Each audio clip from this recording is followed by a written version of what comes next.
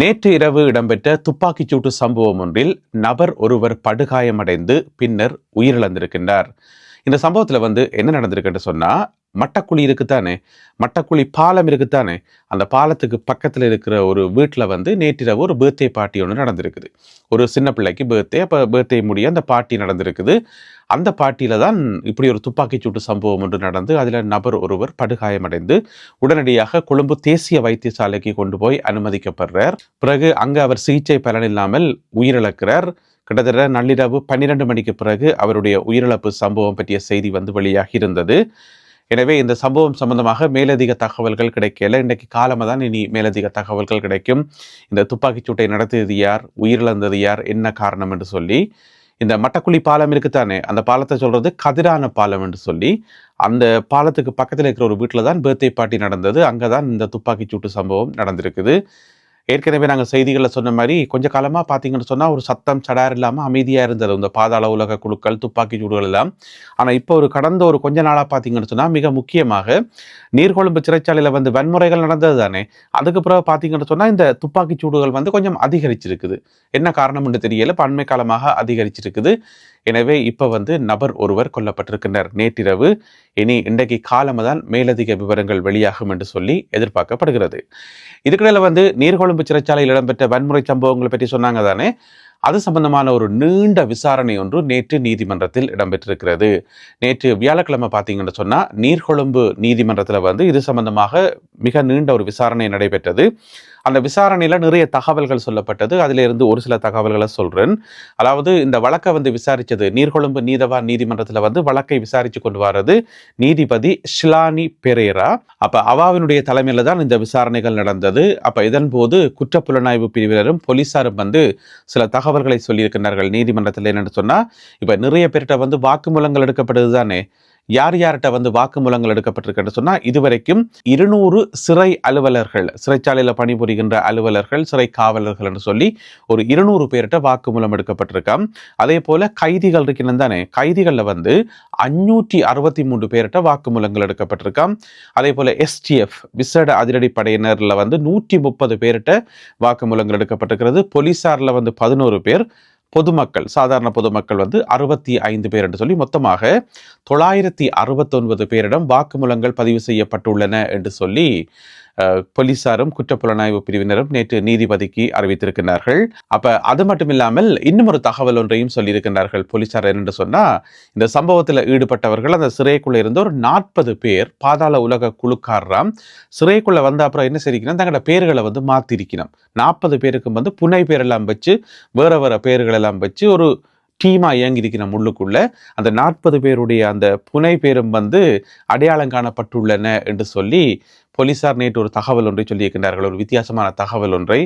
உங்களுக்கு பொதுவாகவே தெரியும், இந்த பாதாள உலக குழுக்காரர் எல்லாருக்குமே அவர்களுடைய சொந்த பேர் பயங்கர நீளமாக இருக்கும். சிங்கள பேர்கள் தெரியும் தானே, குடும்ப பேர், தாத்தான்ற பேரெல்லாம் சேர்த்து ஒரு பெரிய நீள பேர்களாக இருக்கும். ஆனால் அவர்களை சுருக்கமாக ஏதாவது ஒரு பட்ட பேரில் அழைக்கிறது. அதில் பெரும்பாலான பட்ட பேர்கள் அவைக்கு பட்ட பேர் வைக்கிறது பயங்கர ஈஸி. என்ன சொல்லுங்க, அப்போ பெரும்பாலான பேர்கள் குடு என்ற சொல்லோட சேர்ந்திருக்கும். இப்போ அமில என்று சொன்னால் குடு அமில, குடு சாந்த, குடு நிஷாந்த, குடு அவர், குடு இவர் என்று சொல்லி முன்னுக்கு ஒரு குடுவை தூக்கி போட்டுவிட்டா சரி, எல்லாருமே குடுக்காரர் தானே. அப்போ அது ஈஸி. அந்த மாதிரி தான் பட்டங்கள் பெரும்பாலும் இருக்கும். எனவே என்ன பட்டங்கள் வச்சுனோம்னு தெரியல, 40 பேருக்கு பட்ட பேர்கள் எல்லாம் வச்சு ஒரு கேங்காக இயங்கியிருக்கணும். அதில் கொஞ்சம் பேர் போய் சேர்ந்துட்டுனா மிச்ச பேர் இருக்கிறாங்க காயங்களோட. எனவே விசாரணைகள் தொடர்ந்து இடம்பெற்று வருவதாக குற்றப்புலனாய்வு பிரிவினர் நீதிமன்றத்துக்கு அறிவித்துள்ளார்கள். இலங்கையில் 41 ஃபேக்ட்ரிஸ், 41 தொழிற்சாலைகள் சீல் வைக்கப்படுவதற்கான வாய்ப்புகள் இருக்கு. அவர்களுடைய பட்டியல் எல்லாம் எடுக்கப்பட்டிருக்கிறது. அவர்கள் நிரந்தரமாக இழுத்து மூடுவதற்கான வாய்ப்புகள் இருக்கு என்று சொல்லப்படுகிறது. இப்படியான ஒரு தகவல் ஒன்று வெளியாகி இருக்கிறது. அதுக்கு என்ன காரணம் என்று பார்த்தீங்கன்னு சொன்னா, இந்த 41 கம்பெனிகளும் இந்த சுற்றுச்சூழல் பாதுகாப்பு சர்டிபிகேட் எடுக்கத்தானே வேணும். அதே கிடையாது அமவேட்ட. ஃபேக்ட்ரி நடத்தினோம், ஆனால் அதுக்குரிய டாக்குமெண்ட்ஸ் ஒன்றும் இல்லாமல் எப்படி நடத்த முடியும்? கடந்த காலங்கள் சொன்னால் ஊழல் அரசாங்கங்கள் இருந்தது. அந்த அரசாங்கத்தைச் சேர்ந்த அரசியல்வாதிகள், அமைச்சர்மார், பாராளுமன்ற உறுப்பினர்கள், மற்றது அரசு அதிகாரிகள் அவைக்கு கொஞ்சம் காசை தூக்கி கொடுத்துட்டா சரி, ஒன்றும் பதிய தேவையில்லை, சர்டிஃபிகேட் தேவையில்லை, ஒன்றும் தேவையில்லை, இப்படியே நடத்தி கொண்டு போகலாம். இப்போ அப்படி நடத்தலாமா? இப்போ காசை கொடுத்து தப்பலாமா? தப்ப முடியாது. அப்போ எல்லாத்தையும் வந்து செக் பண்ணி பார்த்தா கிட்டத்தட்ட 41 தொழிற்சாலைகள் வந்து இழுத்து மூடுறதுக்கான வாய்ப்புகள், நிரந்தரமாக மூடுறதுக்கான வாய்ப்புகள் இருக்குது. இப்போ அந்த 41 ஃபேக்டரிகளுக்கும் வந்து ஒரு அவகாசம் கொடுக்கப்பட்டிருக்காங்க, கால அவகாசம். இந்த குறிப்பிட்ட திகதிக்கு முதல் நீங்கள் எடுக்க வேண்டிய எல்லா டாக்குமெண்ட்ஸையும் எடுத்துடணும். அப்படி இல்லைன்னு சொன்னால் உங்களுடைய ஃபேக்ட்ரிஸ் வந்து நிரந்தரமாக மூடு விழா நடத்தப்படும். அதுக்கு பிறகு நாங்கள் ஒன்றுமே செய்ய முடியாதுன்னு சொல்லி அரசாங்க தரப்பால் வந்து அறிவிக்கப்பட்டிருக்கிறதாம். எனவே எல்லாரும் இப்போ அறக்க பறக்க ஓடி திரிஞ்சு எல்லா டாக்குமெண்ட்ஸையும் கலெக்ட் பண்ணி கொண்டிருக்கணுமாம் என்று சொல்லி, ஏன் இது நடவடிக்கை எடுக்க வேண்டி வந்துன்னு சொன்னால் இதுதான் பிரச்சனை. அங்கே ஒரு 5 பேர் செத்தா பிறகு தான் இந்த நடவடிக்கை. அன்றைக்கு பார்த்தீங்கன்னு சொன்னால் முதியோர் இல்லத்தில் வந்து 11 12 பேர் செத்தது.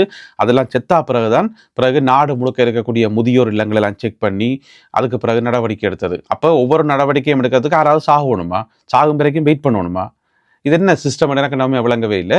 அன்றைக்கு பார்த்தீங்கன்னு சொன்னால் கட்டுவான என்று சொல்லப்படுற இடத்துல வந்து ஒரு ஹெல்மெட் தயாரிக்கிற ஃபேக்ட்ரி ஒன்று தீப்பிடிச்சு எரிஞ்சு அதில் 5 பேர் செத்தது தானே. அதுக்கு பிறகு தான் இந்த நடவடிக்கை எடுக்கப்பட்டு இப்போ நாடு முழுக்க 41 கம்பெனிகள் வந்து அடையாளம் காணப்பட்டிருப்பதாக சொல்லப்படுது. எனவே அடுத்த தடவை வந்து இந்த மாதிரி உயிரிழப்புகள், சேதங்கள் வரும் வரைக்கும் வெயிட் பண்ணி கொண்டிருக்காமல் ஒவ்வொரு துறையிலையும் ஒவ்வொரு டிபார்ட்மெண்ட்லையும் ஏதாவது பிரச்சனைகள் இருக்கா என்ன ஏதுன்னு சொல்லி அலசி ஆராய்ஞ்சு அந்தந்த குறைகளை வந்து நிவர்த்தி செய்யணுமே தவிர ஒரு பெரிய அனர்த்தம் நடந்து உயிரிழப்புகள் நடக்கும் வரைக்கும் பார்த்து கொண்டு போட்டு அதுக்கு பிறகு ஓடியாடி வேலை செய்யறதுல அர்த்தமே இல்லை. பாதாள உலக குழுவைச் சேர்ந்த மற்றும் போதைப்பொருள் கடத்தல்காரராகிய ஒரு முக்கியமான உறுப்பினர் ஒருவருடைய 15 கோடி ரூபாய் பெறுமதியான சொத்துக்கள் முடக்கப்பட்டுள்ளன அரசாங்கத்தினால்.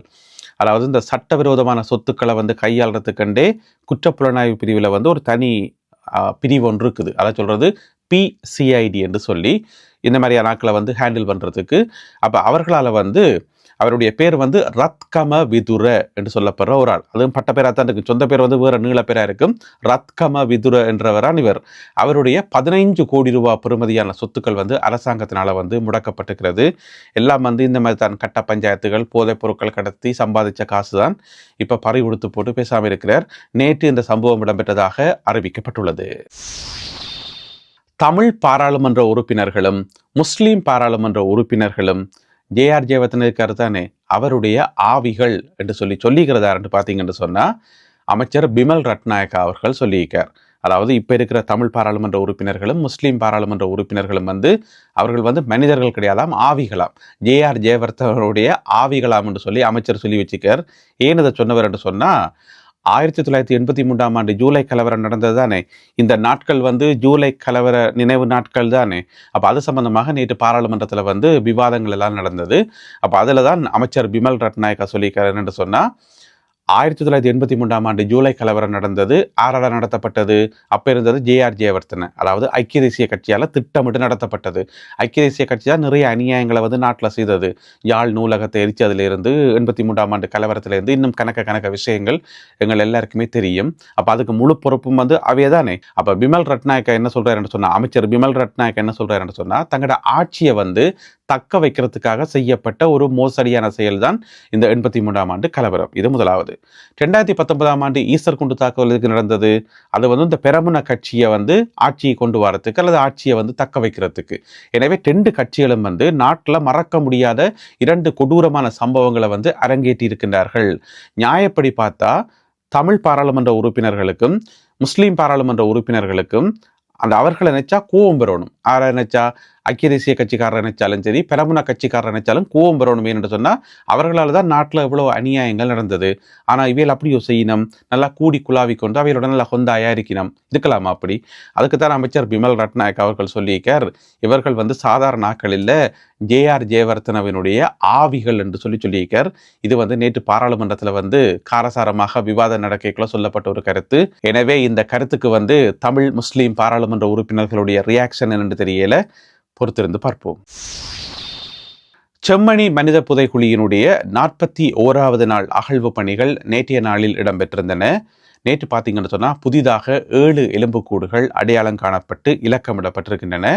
அதில் வந்து ஏற்கனவே அடையாளம் காணப்பட்ட 9 எலும்புக்கூடுகள் வந்து அகழ்ந்தெடுக்கப்பட்டிருக்கின்றன. இந்த 9 எலும்புக்கூடுகள் வந்து அகழ்ந்தெடுக்கைக்குள்ள அதில் ஒரு வித்தியாசமான எலும்புக்கூடு ஒரு சிறுவனுடையது. அந்த எலும்புக்கூட்டை சுற்றி ரெயின் கோட் இருக்குத்தானே, மழைக்காலத்தில் போடுவோம் ரெயின் கோட், அது வந்து போடப்பட்டிருந்தது. ஒரு பிங்க் கலர் ரெயின் கோட். பிறகு பார்த்தீங்கன்னு சொன்னால் அந்த சிறுவனுடைய காலில் வந்து ஒரு சொக்ஸ், ஒற்றை சொக்ஸ் ஒன்று இருந்திருக்குது.